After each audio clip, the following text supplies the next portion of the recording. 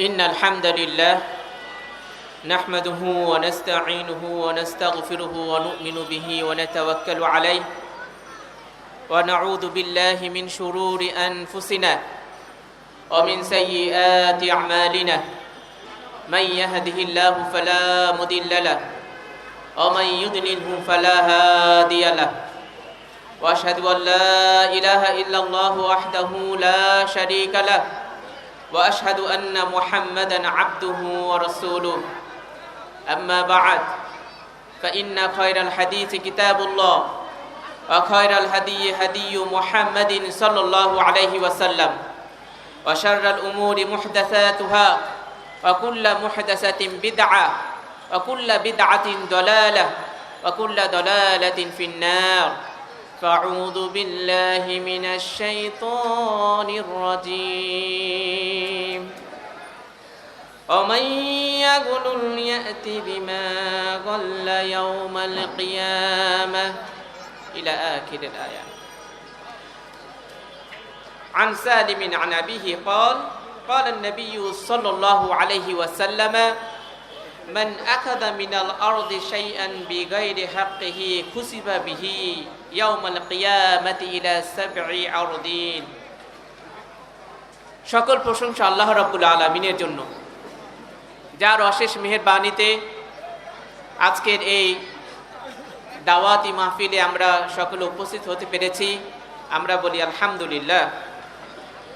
দরুদ এবং সালাম জানাই প্রিয় নবী মুহাম্মদুর রাসূলুল্লাহ সাল্লাল্লাহু আলাইহি ওয়াসাল্লামের প্রতি। সম্মানিত দিনী ভাইয়েরা, আমাকে বিষয় দেওয়া হয়েছে হালাল রুজির গুরুত্ব এবং হারাম থেকে বেঁচে থাকার বিষয়ে আলোচনা করার জন্য। বর্তমান সময়ে বিষয়টা অত্যন্ত গুরুত্বপূর্ণ, কারণ আমরা হাদিসে পেয়েছি রাসূলুল্লাহ সাল্লাল্লাহু আলাইহি ওয়াসাল্লাম বলেছেন, এমন একটা সময় আসবে যে সময়ের মধ্যে মানুষ এটা কোনো তোয়াক্কাই করবে না, সে যে উপার্জন করছে, সে যে রুজি রোজগার করেছে, সেটা কি হালাল উপায়ে আসলো নাকি হারাম উপায়। আমাদের মনে হচ্ছে আমরা যেন সেই যুগটার মধ্যে এসে গেছি। বর্তমানে মানুষের মধ্যে হালাল হারাম বাছাই করার কোনো আমরা বালাই দেখছি না। নবী করিম সাল্লাল্লাহু আলাইহি সাল্লাম একটি হাদিসের মধ্যে বলেছেন, প্রত্যেকটা উম্মতের মধ্যেই একটা ফিতনা আছে, আর আমার উম্মতের ফিতনা হচ্ছে মাল, ধন সম্পদ, টাকা পয়সা। তো বোঝা গেল এমন একটা সময় আসবে যে সময়ের মধ্যে মানুষ উপার্জন করবে, কিন্তু সে এটা চিন্তা ভাবনা করে দেখবে না তার উপার্জনটা হালাল ভাবে আসলো নাকি হারাম ভাবে। আর একইভাবে এই উম্মতের জন্য ফিতনা হচ্ছে মাল। দুইটা বিষয়কে যদি আমরা একসাথে রাখি, দেখব পরিস্থিতি খুবই জটিল।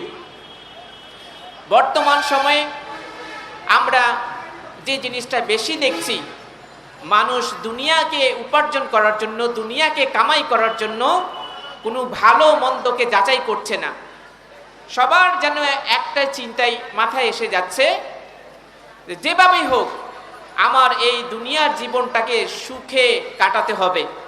আমার অনেক টাকা পয়সা দরকারের জন্য, দরকার গাড়ি বাড়ি, এবং আমার দরকারে টাকা পয়সা অর্জনের মাধ্যমে সম্মানজনক কোনো একটা স্থান। তো এই দুনিয়া পাওয়ার জন্য মরিয়া হয়ে মানুষ আজকে হারামের মধ্যে হাবুডুবু খাচ্ছে। সম্মানিত দিনী ভাইরা আমার, হালাল উপার্জন করতে হবে। আল্লাহ রাব্বুল আলামিন নবীদেরকে এই নির্দেশ দিয়েছেন কুরআনুল কারীমের মধ্যে। আল্লাহ রাব্বুল আলামিন বলেছেন যে কি, রাসূলুল্লাহ সাল্লাল্লাহু আলাইহি ওয়াসাল্লাম বলেছেন, আইয়ুহান নাস, হে লোকেরা, ইন্নাল্লাহা তাইয়্যিবুন, নিশ্চয়ই আল্লাহ পাক পবিত্র, লা ইয়াকবালু ইল্লা তাইয়্যিবান, আল্লাহ রাব্বুল আলামিন পাক পবিত্র ছাড়া কোনো কিছু কবুল করেন না। ওয়া ইন্নাল্লাহা আমারাল মুমিনিন বিমা আমারা বিহিল মুরসালিন, আল্লাহ মুমিনদেরকে সেই নির্দেশটাই দিয়েছেন যে নির্দেশ তিনি দিয়েছেন নবীগণকে। সেটা কি ছিল? ইয়া আইয়ুহার রাসূলু, হে রাসূলেরা, কুলু মিন তাইয়্যিবাত আপনারা কি করবেন? হালাল পাক পবিত্র খাবার গ্রহণ করবেন। ওয়ামালু সলিহাত, এবং নেক আমল করবেন। ইন্নী বিমা তা'মালুনা আলিম, আপনারা যে আমল করেন সেই বিষয়ে আমি অবগত। ওয়াকালা, আল্লাহ আরো বলেছেন, ইয়া আইয়ুহাল্লাযীনা আমানু, হে ঈমানদারগণেরা, কুলু মিন তাইয়্যিবাতি মা রাযাকনাকুম, আমি তোমাদেরকে যে রিজিক দিয়েছি সেখান থেকে হালাল পবিত্র জিনিসগুলো তোমরা খাও। এরপর আল্লাহ রাসূল সাল্লাল্লাহু আলাইহি ওয়াসাল্লাম উল্লেখ করছেন, সুম্মা যাকার রাজুলা, এমন এক ব্যক্তির কথা উল্লেখ করলেন যে ব্যক্তি সফরের মধ্যে ছিল, লম্বা সফরে থাকার কারণে তার চুলগুলো এলোমেলো উস্কো খুস্কো হয়ে আছে, গায়ের মধ্যে ধুলো মেখে আছে। এমত অবস্থায় সেই ব্যক্তি আল্লাহ রাব্বুল আলামিনের কাছে দুই হাত তুলে কাতর কণ্ঠে বলতেছে, ইয়া রব্বি ইয়া রব্বি, হে আল্লাহ হে আল্লাহ, সে মুনাজাত করছে। আর আমরা জানি মুসাফিরের দোয়া আল্লাহ রাব্বুল আলামিন সাধারণত কবুল করে থাকেন। তো সেই মুসাফির ব্যক্তি আল্লাহ রাব্বুল আলামিনের কাছে দোয়া করছে, হে আল্লাহ হে আল্লাহ, হে রব হে রব। অথচ আল্লাহ রাসূল বলতেছেন তার খাদ্য হারাম, তার পানীয় হারাম, তার পোশাকটা হারাম, এবং সে তার পেটটা ভরেছে হারাম উপার্জিত খাদ্য দিয়ে। আল্লাহ রাব্বুল আলামিন এমন ব্যক্তির দোয়া, এমন ব্যক্তির ডাক কিভাবে গ্রহণ করতে পারেন, কবুল করতে পারেন? আমরা এই হাদিসের মাধ্যমে সুস্পষ্ট জানছি। সেটা কি? প্রথমত আল্লাহ রাব্বুল আলামিন হালাল রুজির ব্যাপারে নবী রাসূলদেরকে নির্দেশ দিয়েছেন, নবীগণ তোমরাও হালাল খাবে, হালাল খাও, হালাল উপার্জন করো, হালাল গ্রহণ করো, তারপরে নেক আমল করো। একই নির্দেশ দিয়েছেন আল্লাহ রাব্বুল আলামিন মুমিনদেরকে, যে তোমরা যে তোমাদেরকে যে রিজিক দিয়েছি এর থেকে তোমরা হালাল পাক পবিত্র জিনিস তোমরা খাও। তো আমরা এই হাদিস থেকে আমরা বুঝতে পারলাম যে ব্যক্তি হারাম উপার্জন করে, হারাম ভক্ষণ করে, তার একটা বড় ক্ষতি হচ্ছে আল্লাহ রাব্বুল আলামিন এমন হারামখোরের দোয়া কবুল করবেন না। আমরা অনেক সময় বলি মসজিদের মধ্যে এত দোয়া করা হয়, আমরা এত মোনাজাত করি, এত কান্নাকাটি করি, সমস্যাটা কি হলো? আল্লাহ আমাদের দোয়া কেন কবুল করেন না? এত মোনাজাত করি, মোনাজাত কেন কবুল হয় না? জবাব তো হাদিসের মধ্যেই বলে দেয়া আছে। সেটা কি? সেটা আমরা পেয়েছি এটাই, তুমি হালাল খাও। যদি হালাল খায় মানুষ, হালাল উপার্জন করে, সেই ব্যক্তি দোয়া আল্লাহ রাব্বুল আলামিন কবুল করবেন। কিন্তু যদি আমি হারাম খাই, হারাম ভক্ষণ করি, তাহলে যতই কান্নাকাটি করি না কেন, এই হাদিস বলছে আল্লাহ রাব্বুল আলামিন এই ধরনের লোকের দোয়া কিভাবে কবুল করবেন? এই যে হারাম এবং হালাল আমরা আজকে বলছি, হারাম বলতে কি বোঝায়? আল্লাহ রাব্বুল আলামিন যেই সমস্ত বস্তুর ব্যবসাকে হারাম ঘোষণা করেছেন, যেমন মদ বিক্রি করা, তারপরে মাদক যত দ্রব্য আছে সেগুলো বিক্রি করা ইত্যাদি, যে সমস্ত বস্তুকে হারাম ঘোষণা করেছেন সেই সমস্ত বস্তুর ব্যবসা বাণিজ্য করে টাকা উপার্জন করা হচ্ছে হারাম উপার্জন। যেমন সিগারেটের দোকান, সহজ একটা উদাহরণ আমাদের বোঝার জন্য। যারা পান সিগারেটের দোকান দিয়ে বসেছেন, সিগারেট হারাম, জর্দা খাওয়া হারাম, গুড় লাগানো হারাম, সহজ একটা বিষয়। তো যারা সিগারেট বিক্রি করতেছেন, পৃথিবীর সকল ডাক্তার এবং জ্ঞানী গুণীরা একমত যে সিগারেটের মধ্যে ক্ষতি ছাড়া লাভ কিছু নাই। এটা মানুষের জন্য ক্ষতিকর, জীবনের জন্য হুমকি, ইসলামের দৃষ্টিতে এটা হারাম।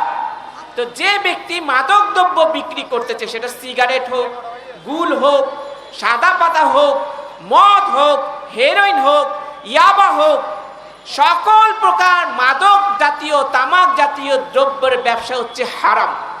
বাংলাদেশে এমন ব্যবসার সাথে সংশ্লিষ্ট লোকের অভাব নেই।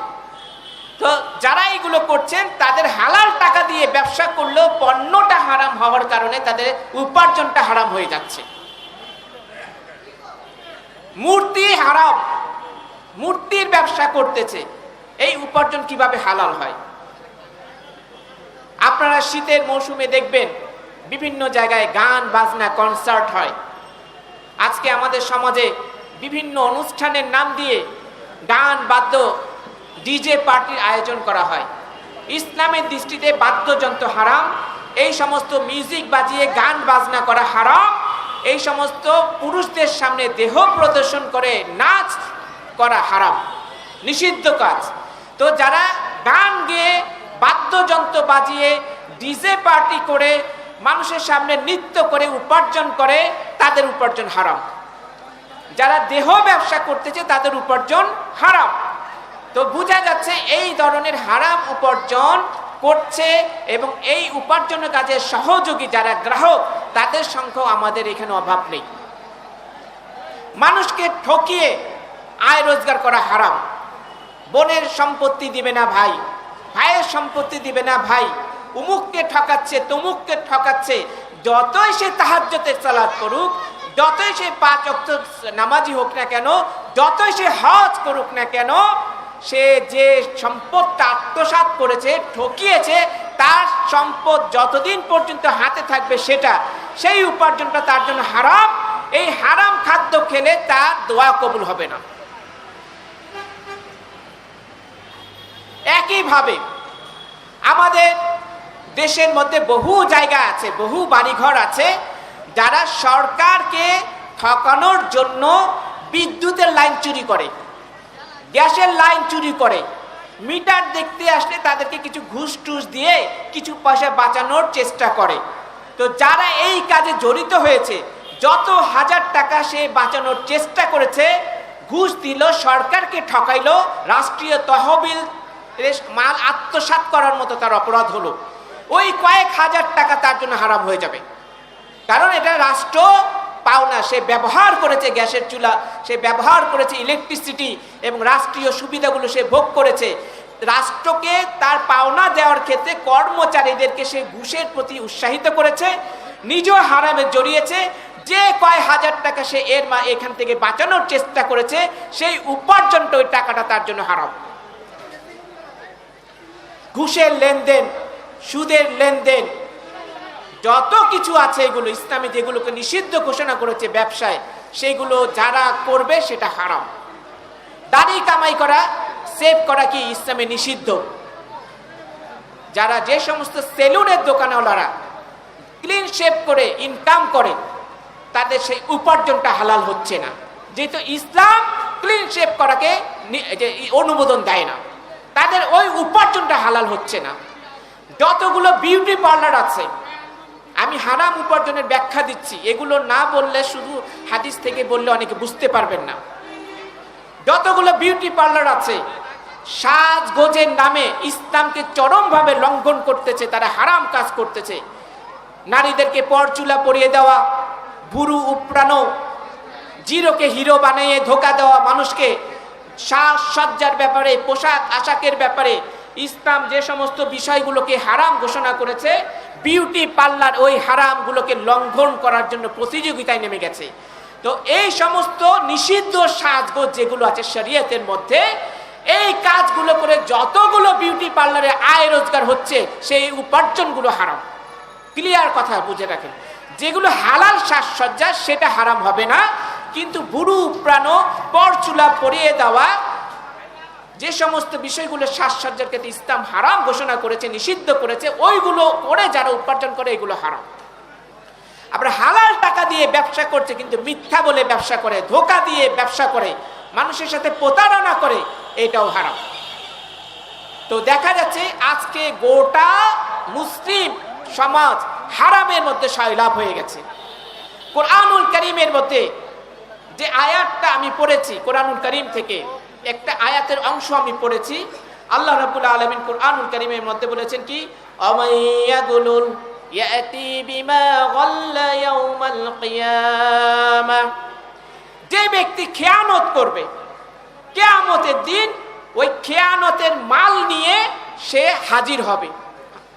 কিয়ামতের মাঠে সে খেয়ানতের মাল নিয়ে হাসরের ময়দান হাজির হবে। গুললের ব্যাখ্যা কি এখানে? এইখানে যে আল্লাহ রাব্বুল আলামিন গুলুলের বিষয়টা বললেন, গুলুলের ব্যাখ্যা কি? তাফসীরের মধ্যে কয়েক ধরনের ব্যাখ্যা এসছে। গুলুল মানে হচ্ছে খেয়ানত করা, গুলুল মানে হচ্ছে জোর করে দখল করে নেওয়া কারো সম্পদ, গুলুল মানে হচ্ছে সরকারি মাল কিংবা গনিমতের সম্পদ আত্মসাৎ করা। গুলুল অর্থ হচ্ছে কি সরকারি যে সমস্ত কর্মকর্তা আছে জনগণকে তাদের সেবা দেওয়ার ক্ষেত্রে ঘুষের নাম দিয়ে, ঘুষকে নাম চেঞ্জ করে হাদিয়া বকশিস এগুলো দিয়ে যারা বকশিস নেয় এগুলোকে বলা হয় গুলুল। একইভাবে মাদ্রাসা, মসজিদ এবং ওয়াকফের যে সম্পত্তিগুলো আছে এই সম্পত্তিগুলো ঠিক একই রকম, জনগণের মাল, হাজারো মানুষের দান খয়রাতের জিনিস। এই সমস্ত জায়গায় থেকে যারা খেয়ানত করে কিংবা যারা আত্মসাৎ করবে, চুরি করবে, সরকারি কাজ করতে গিয়ে মানুষের কাছ থেকে বকশিস নিবে ঘুষের নাম চেঞ্জ করে, সব হচ্ছে হারাম উপার্জন। সব কি? হারাম উপার্জন। তো বোঝা যাচ্ছে হারাম উপার্জনের যতগুলো সাইড আছে প্রত্যেকটা সাইড ডেঞ্জারাস পর্যায়ে আছে বাংলাদেশের মধ্যে। এমন ব্যক্তি পাওয়া মুশকিল হয়ে যাবে যার পেটের ভিতরে ইচ্ছায় হোক কিংবা অনিচ্ছায় হোক হারাম না ঢুকেছে। এই জন্য যারা আলেম হন, বক্তা হন, দ্বীনের দায়ী হন, তাদেরকে এই ব্যাপারে সচেতন থাকা উচিত। জরুরি যে কেউ দাওয়াত দিলেই, যে কেউ হাদিয়া দিলেই সেটা যেন গ্রহণ না করা হয়। দেখতে হবে তার উপার্জনটা কেমন, জানতে হবে সে ভালো কি না। জানো অজান্তে বা আমাদের খামখেয়ালিপনার কারণে দিনদার ব্যক্তিদের পেটের মধ্যে হারাম না ঢুকে যায়। এজন্য আলেম থেকে শুরু করে সাধারণ শিক্ষিত শুরু করে মূর্খ যত শ্রেণী মুসলিম আছেন হালাল খাওয়ার ব্যাপারে যেমন সচেতন হতে হবে, হারাম থেকে একেবারে রেড সিগন্যালে থাকতে হবে। কারণ যদি হারাম আমাদের পেটে ঢুকে যায় তাহলে কিন্তু দোয়া কবুল করবেন আল্লাহ রাব্বুল আলামিন। আমাকে সময় দেওয়া হয়েছে আধা ঘন্টা, জানি না কয় মিনিট আর বাকি আছে। তো এই আলোচনাটা মোটামুটি 1 থেকে 1.5 ঘন্টা পেলে গুছিয়ে নেওয়া যেত। আমি হারামের ব্যাখ্যাগুলো দিলাম, এগুলো বুঝতে আশা করি কারো কোনো সমস্যা হয়নি। এবার আসেন হারাম রুজির কি কি ক্ষতিকর দিক আছে। একটির ব্যাপারে আমরা হাদিস উল্লেখ করেছি যে সেই ব্যক্তি দোয়া আল্লাহ রাব্বুল আলামিন কবুল করেন না। এই জন্যই আমরা বলেছি, ইতিপূর্বে বললাম, আমরা এত দোয়া করি, এত কান্নাকাটি করি, আল্লাহ রাব্বুল আলামিনের কাছে দোয়া কেন কবুল হয় না? ভাই আপনি খান পানের সাথে জর্দা, অমুক ব্যক্তি খায় সিগারেট, কোটি কোটি মুসলমান সিগারেট খায়, অমুকে গুল লাগায়, অমুকে অনুষ্ঠান হলেই মদ খায়, কেউ বিয়ার খায়, কেউ ইয়াবা খায়, কেউ না কেউ কোনো না কোনো মাদক দ্রব্য মদের সাথে সংশ্লিষ্ট হয়ে গেছে। আর কোরআন সুন্নাহ অনুযায়ী দেখা যাচ্ছে যারা মাদক গ্রহণ করে তাদের 40 দিনের সালাত কবুল হয় না। তো বোঝা যাচ্ছে আমাদের মুখ দিয়ে হারাম ঢুকতেছে। এই জন্য এত মাহফিল, এত মাওলামায়ে কেরাম আসতেছেন, দোয়া কেন কবুল হয় না? সমস্যাটার ভিতরে যেটা আল্লাহ রাসূল সাল্লাল্লাহু আলাইহি ওয়াসাল্লাম হাদিসের মধ্যে উল্লেখ করে দিয়েছে। অসুখটা কোথায়? অসুখটা এইটা একটা অন্যতম বড় অসুখ। নবী করিম সাল্লাল্লাহু আলাইহি সাল্লাম এর হাদিস থেকে আসুন আমরা আলোচনা শুনি। আল্লাহ রাসূল সাল্লাল্লাহু আলাইহি সাল্লাম বলছেন, আন আব্দুল্লাহ قال قال رسول الله صلى الله عليه وسلم ايما رجل اصاب مالا من غير حله, যে কোনো ব্যক্তি হালাল পন্থা ব্যতীত অন্যভাবে যদি সম্পদ অর্জন করে, পায়, ওয়া আনফাকা মিনহু, এবং সেই সম্পদ থেকে হারামের উপার্জন থেকে মানুষের জন্য দান খয়রাত করে, ব্যয় করে,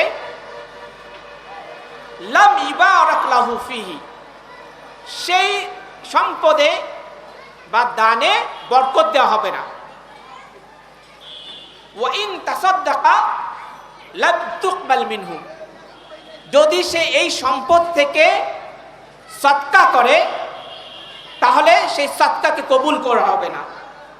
আমা বাকিয়া ফাযাদুহু ইলান নার, আর যে সমস্ত সম্পদ সে মরার আগে রেখে যাবে উত্তরসূরিদের জন্য, পরিবারের জন্য, সেটা হবে তার কি জাহান্নামের ইন্ধন বা পুঁজি, তার জাহান্নামে যাওয়ার পাথর হয়ে যাবে এটা।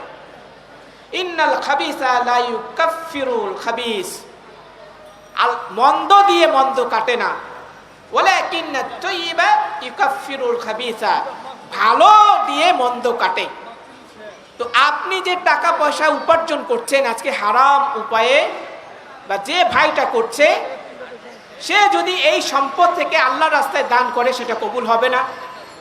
সে যদি তার পরিবারের জন্য এগুলো রেখে যায় সেটা তার জন্য জাহান্নামের পুঁজি হবে, এবং এটা দান করার মাধ্যমে তার কোনো পাপ আল্লাহ ক্ষমা করবেন না। তো দান করলো, পাপ ক্ষমা হলো না, গুনাহ মাফের ব্যবস্থা হলো না।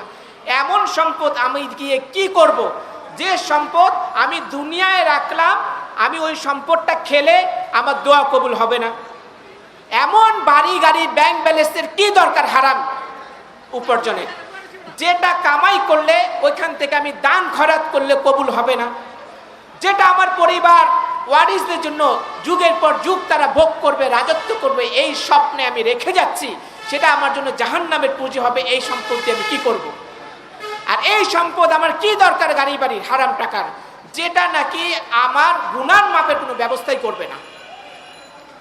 নবী করিম সাল্লাল্লাহু আলাইহি সাল্লামের আরেকটি হাদিস, আল্লাহ রাসূল সাল্লাল্লাহু আলাইহি সাল্লাম বলেছেন, কেউ যদি কারো প্রতি জুলুম করে এক বিঘত জমিও জবরদখল করে নেয়, কিয়ামতের দিন তাকে 7 তবক জমির নিচে ধসিয়ে দেওয়া হবে। অন্য হাদিসে আসছে যে তার গলায় 7 তবক জমিন ঝুলিয়ে দেওয়া হবে। আজকে মানুষ জমি জমা আত্মসাৎ করার জন্য শুধু জবরদখলই করে না, মানুষ হারামকে হালাল বানানোর জন্য আইনের আশ্রয় নিয়ে পর্যন্ত তারা এটাকে জায়েজ করার চেষ্টা করে। আপনারা দেখবেন সমাজের মধ্যে অনেক মানুষ অবৈধভাবে অনেকের সম্পদ দখল করে, জিনিসপত্র দখল করে, আবার সে নিজেই নিরীহ মানুষটার বিরুদ্ধে আদালতে মামলা করে। একজন ধরেন 10 কাঠা জমি কিনে রেখেছে বাইরে, বছর 2 পর গিয়ে দেখলেন তার জমি আরেকজন দখল করে নিয়েছে। তো তিনি তার সাথে দেখা করে বললেন, ভাই এই তো দলিল কাগজপত্র, এই জমিটা তো আমার নিজের, আমি কিনে নিয়েছি, এই যে দেখেন আপনি আমার জমির মধ্যে বালু ভরাট করেছেন কেন? সে তাকে ধমকি দিয়ে বলতেছে, আজকে তো আসছো, ভুলেও দ্বিতীয়বার চেহারা দেখাবে না, হ্যাঁ আজকে সহি সালামতে ছেড়ে দিচ্ছি, একটা যদি শব্দ করবা মায়েরও খাইবা, মামলাও খাইবা। জমি দেখেন দখল করেছে হকদার ব্যক্তি, সেটা তাকে ডকুমেন্টস দেখাচ্ছে, জবরদখল করতেছে, তাকে হুমকিও দিচ্ছে মেরে ফেলার, আবার তার বিরুদ্ধে মিথ্যা মামলা করেছে।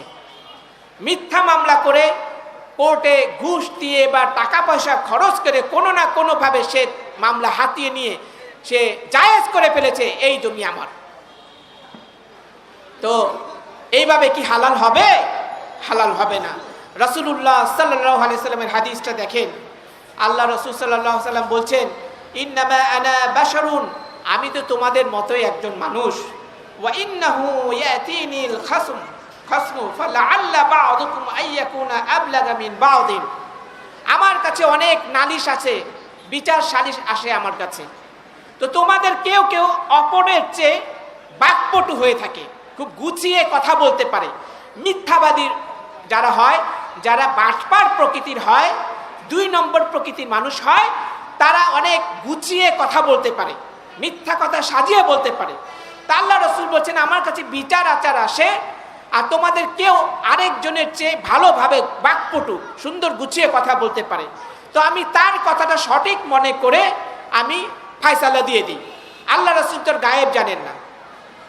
তা আল্লাহ রাসূল বলছেন, ফামান কাযাইতু লাহু বিহাক্কি মুসলিমিন ফাইন্নামা হিয়া কিতআতুম মিনান নার। আমি যদি তাদের কথা শুনে, অর্থাৎ না জানার কারণে একজন মুসলিমের হক আরেকজনকে দিয়ে দেই, তাহলে ওইটা মনে রাখবে তার জন্য জাহান্নামের একটা টুকরা, আগুনের টুকরা। এখন সে চায় সেটা গ্রহণ করুক, অথবা সে চায় সেটাকে বাদ দিয়ে দিক, ছেড়ে দিক। এই হাদিস গোটা দেশের মুসলিমদের জন্য, যারা জবরদখলবাজ, দখলবাজি করে বেড়ায়, মানুষের উপরে খবরদারি দেখিয়ে, ক্ষমতা দেখিয়ে, মারপিট করে কারো দোকান, কারো জমি, কারো বাড়ি, কারো সম্পত্তি দখল করে নেয়, তাদের জন্য বিরাট একটা সতর্কবাণী। আল্লাহ রাসূল বলছেন, আল্লাহ রাসূলের কাছে মামলা মোকদ্দমা করলে আল্লাহ রাসূল হচ্ছেন জজ, বিচারক। তো সে মিথ্যা কথা বলতেছে, আল্লাহ রাসূল তার গায়েব জানে না। মুহাম্মদ সাল্লাল্লাহু আলাইহি ওয়াসাল্লামও যদি কারো হক বিচারের দলিলের ভিত্তিতে, কথার ভিত্তিতে আরেকজনকে দিয়ে দেয়, আল্লাহ রাসূল বলছেন সেটা তার জন্য জাহান্নামের টুকরা। তাহলে মামলা করে, মিথ্যা মামলা দিয়ে জিতে কোনো ব্যক্তি যদি কোনো বাড়ির মালিক হয়, জায়গা জমির মালিক হয়, দোকানের মালিক হয়, বা কোনো সম্পত্তির মালিক হতে পারে, যে দেখে আমি কোর্টের থেকে রায় পেয়েছি এটা আমার, অথচ সে জানে এটা মিথ্যা মামলা দিয়ে সে এটা জায়েজ করার চেষ্টা করেছে, তার জেনে রাখা উচিত আল্লাহ রাসূল মুহাম্মদ সাল্লাল্লাহু আলাইহি ওয়াসাল্লাম বলছে আমিও যদি এটা করি তার জন্য এটা জায়েজ হবে না, এটা জাহান্নামের টুকরা তার সেই সম্পদটা। এখন সে চায় এটা গ্রহণ করুক বা এটাকে সে ছেড়ে দিক। তাহলে বোঝা যাচ্ছে হারামের পরিণতি অত্যন্ত ভয়াবহ, অত্যন্ত কঠিন। এই জন্য প্রত্যেকটা মুসলিমকে সাবধান থাকতে হবে, কারো যেন কোনো একটা হারাম টাকাও আপনার আমার দখলে না থাকে।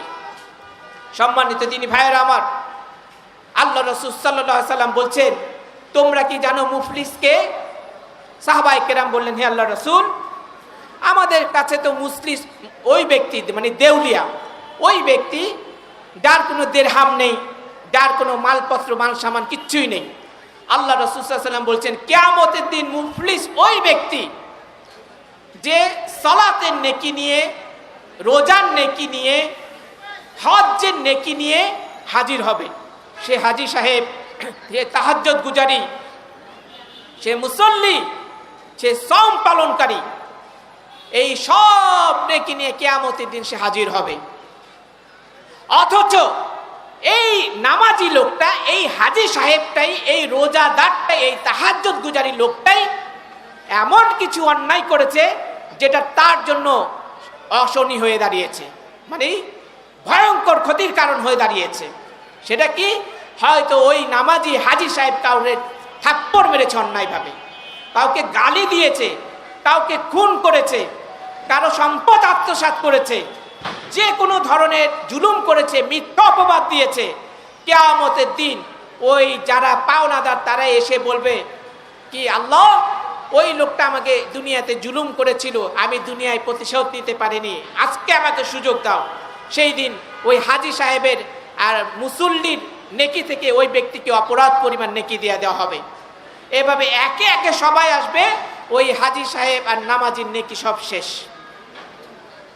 এক পর্যায়ে তাকে টেনে হিচড়ে জাহান্নামে নিক্ষেপ করা হবে। এই জন্যই তো মুসলিমদেরকে হালাল রুজির ব্যাপারে আল্লাহ রাসূল সতর্ক করেছেন, হালাল রুজি খাও। আল্লাহ বলেছেন হালাল কামাই খাও, হালাল ভক্ষণ করো, পাক পবিত্র জিনিস খাও। যদি এটা করতে পারো, ইনশাআল্লাহ তোমার নামাজের নেকি হাসরের ময়দানে টিকে যাবে, তোমার রোজার নেকি হাসরের ময়দানে টিকে যাবে, তোমার কষ্ট করে হজ্জের সওয়াব তোমার হাসরের ময়দানে টিকে যাবে। যদি না টিকে, এই হজ দিয়ে আপনি কি করবেন? এই রোজার নেকি দিয়ে কি করবেন? আর এই তাহাজ্জুদের নামাজ দিয়ে কি করবেন যদি আপনি সব নেকি অন্যজনে নিয়ে নেয়? এই জন্য আমাদের দিনী ভাইয়েরা আমার, নিজেকে যতই হাজী সাহেব বলে মনে করি না কেন, যতই তাহাজ্জুদ গুজারি বলে মনে করি না কেন, যতই নিজেকে একেবারে পাক্কা রোজাদার বলে মনে করি না কেন, মাসের কত তারিখে রোজা রাখতে হয়, আইয়ামে বীজের রোজা, সোমবারের রোজা, বৃহস্পতিবারের রোজা, সব গুনে গুনে রাখে, আবার বইনের হকটা দিতে চায় না। হক চাইতে গেলেই বলে যদি সম্পত্তির অংশীদারের দাবি করিস, জীবনেও ভাইদের বাড়িতে পা রাখতে পারবি না। তোমার নিজের কামাই তো না, বাপে কামাই করে দিয়ে গেছে, বাবা কামাই করে দিয়ে গেছে, নিজের পয়সা থেকে হলে তো মানে পিস্তলটা বের করে গুলি করে মেরে ফেলতা বোনকে। বাপের কামাই, তোমার নিজের পকেটের টাকাও না। বোনের যেটুকু হক দিয়েছে সেটা চাইতে আসলেই নাকি বলে বাড়িতে পা দিতে পারবি না, ভাই বলে কোনোদিন মুখ দিয়ে ডাকতে পারবি না, তোমার টাকা নিতে আসছে নাকি ডাকতে পারবে না। বুঝেছেন কথাগুলো? তো আপনার হজ দিয়ে কি হবে? আপনি এখন মহল্লার আমির সাহেব, কি হবে?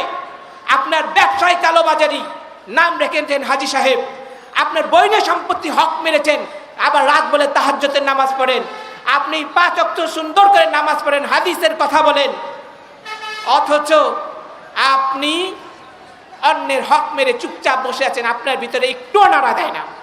তো এই জন্যই বলছি, এই নামাজ, রোজা, হজ, যাকাতের নেকি কিয়ামতের দিন সব নিয়ে নিবে। আল্লাহ রসুলের জন্য বললেন, কিয়ামতের দিনে দেউলিয়া হচ্ছে ওই ব্যক্তি যে সব রকম নেকি নিয়ে আসবে, কিন্তু তার এই অপরাধের কারণে তার যারা অভিযোগকারী তারা সব নেকি নিয়ে যাবে। আল্লাহ রসুল সাল্লাল্লাহু আলাইহি ওয়াসাল্লাম সতর্ক করে দিয়েছেন। আল্লাহ রসুল বলছে, আমি যেন কিয়ামতের দিন কাউকে এমন অবস্থায় না দেখি যে সে তার কাঁধের মধ্যে বকরি নিয়ে দৌড়াচ্ছে। হাসরের ময়দানে বকরি কাঁধে নিয়ে দৌড়াচ্ছে। কয়টা বকরি জানি না, 100 বকরি হতে পারে, 5। যে 100 বকরি চুরি করেছে 100 বকরি কাঁধে নেবে, কাঠটা কত বড় হবে? যে হাজার হাজার বকরি চুরি করেছে হাজার হাজার বকরি নেবে। আল্লাহ তো ব্যবস্থা করে দিবেন। বকরি নিয়ে সে দৌড়াতে থাকবে। মুহাম্মদ সাল্লাল্লাহু আলাইহি ওয়াসাল্লামকে বলবে, হে আল্লাহ রসুল, আমি বড় বিপদে আছি, আপনি আমায় একটু রক্ষা করেন। আল্লাহ রসুল বলবেন কিয়ামতের দিন, আজকে আমি তোমাকে কোনো সাহায্য করতে পারবো না, কারণ আমি তো আগেই তোমাদের কাছে পৌঁছে দিয়েছি। মানে এই রকম চুরি করলে, খেয়ানত করলে, মানুষের জিনিস আত্মসাৎ করলে কি পরিণতি হবে আমি তো জানিয়ে দিয়েছি দুনিয়ায় থাকতে। তোমরা আমল করনি কেন? আজকে আমাকে ডাকলে লাভ হবে না, আমি তোমার কিছুই উপকার করতে পারবো না। আল্লাহ রসুল বলছেন, আমি যেন কাউকে হাসরের ময়দানে এমন অবস্থা না দেখি কাদের মধ্যে উট নিয়ে দৌড়াচ্ছে আর উটগুলো চিৎকার করতেছে, আর সে এসে বলছে, মুহাম্মদ সাল্লাল্লাহু আলাইহি ওয়াসাল্লাম আপনি আমারে বাঁচান। আল্লাহ রসুল বলবেন, আজকে আমি তোমাকে উপকার করতে পারবো না, কারণ আমি তো তোমাদের কাছে আগেই এই সমস্ত কাজ করলে কি পরিণত হবে সেগুলো পৌঁছে দিয়েছি। তো সম্মানিত দিনী ভাইরা আমার, যে যা কিছু চুরি করবে, যা আত্মসাৎ করবে, কিয়ামতের দিন সেটা নিয়ে আসবে। ছোট্ট জিনিস হলো, অফিসে যারা চাকরি করে, বসকে না বলে, কর্তৃপক্ষের অনুমোদন না থাকলে সে যদি 2-4টা কলমও পকেটে করে নিয়ে আসে, হাসরের ময়দানে ওই কলমগুলো নিয়ে এসে হাজির হবে, কাঁধের মধ্যে আটকানো থাকবে, মানুষে দেখলেই চিনবে যে কলম চোর। খাতা চুরি করে নিয়ে আসছে, অফিসে চাকরি করতো, বসের অনুমতি নাই, অফিসের অনুমতি নাই, ওই খাতাগুলো নিয়ে হাসরের ময়দানে দাঁড়াবে। আর যারা কোটি কোটি টাকা সম্পত্তি আত্মসাৎ করে, দুর্নীতি করে, তাদের পরিণতিটা কি হবে? তো সম্মানিত দিনী ভাইয়েরা আমার আলোচনা একেবারে শেষ পর্যায়ে। আমি হারাম রুজির, হারাম উপার্জনের, হারাম ভক্ষণের কি ক্ষতি, আমি সেই পয়েন্টটা বলে আজকে আমি খুতবা আমার আলোচনা শেষ করে দিচ্ছি। প্রথমত হচ্ছে কি, হারাম কামাইয়ের মধ্যে আল্লাহ বরকত দিবেন না। হারাম কামায়ে আল্লাহ বরকত দিবেন না। তো যে জিনিসে বরকত নাই সেই জিনিস দিয়ে আপনি কি করবেন? দ্বিতীয় হচ্ছে, হারাম মাল দান করলে সেই দান খয়রাত কবুল হবে না। 3 নম্বর হচ্ছে, এই হারাম রুজিগুলো জাহান্নামের পুঁজি হবে এবং জাহান্নামের আগুনের টুকরা হবে তার জন্য। হারাম উপার্জনের 4 নম্বর ক্ষতি হচ্ছে কি, এই সমস্ত হারাম টাকা পয়সা দান খয়রাত করলে সেই দান খয়রাতের কারণে তার গুনাহ মাফের কোনো ব্যবস্থা হবে না। 5 নম্বর ক্ষতি হচ্ছে, যে হারাম উপার্জন করে হারাম খায়, আল্লাহ রাব্বুল আলামিন ওই ব্যক্তির দোয়াকে কবুল করবেন না। 6 নম্বর ক্ষতি হচ্ছে কি, যে ব্যক্তি হারাম খায়, হারাম দ্বারা যার দেহটা গঠিত হয়েছে, এই দেহটা হচ্ছে জাহান্নামে যাওয়ার উপযুক্ত। 7 নম্বর ক্ষতি হচ্ছে কি, আত্মসাৎকৃত জবরদখলকৃত বস্তু নিয়ে কিয়ামতের দিন সেই অপরাধীকে উপস্থিত হতে হবে। 8 নম্বর ক্ষতি হচ্ছে কি, কেউ যদি কারো জায়গা জমি দখল করে, দোকান দখল করে, সেটা 1 বিঘত হলেও পরিমাণে যতটাই কম হোক বা বেশি হোক না কেন, কিয়ামতের দিন আল্লাহ রাব্বুল আলামিন তার গর্দানের মধ্যে 7 তবক জমিন ঝুলিয়ে তাকে শাস্তি দিবেন, এবার বহন করো সেটাকে, অথবা তাকে 7 তবক জমিনের নিচে আল্লাহ রাব্বুল আলামিন তাকে ধসিয়ে দিবেন। 9 নম্বর ক্ষতি হচ্ছে কি, এই হারাম উপার্জনকারীরা, হারাম খোরেরা কিয়ামতের দিন তার হারামকৃত বস্তু নিয়ে দৌড়াবে কাঁধে, আল্লাহ রসুলের কাছে সাহায্য চাইবে, কিন্তু আফসোস আল্লাহ রসুল তাদেরকে বলে দিবেন আজকে আমি তোমাদের কোনো সাহায্য করতে পারবো না, আল্লাহ রসুল তাদেরকে ফিরিয়ে দিবেন।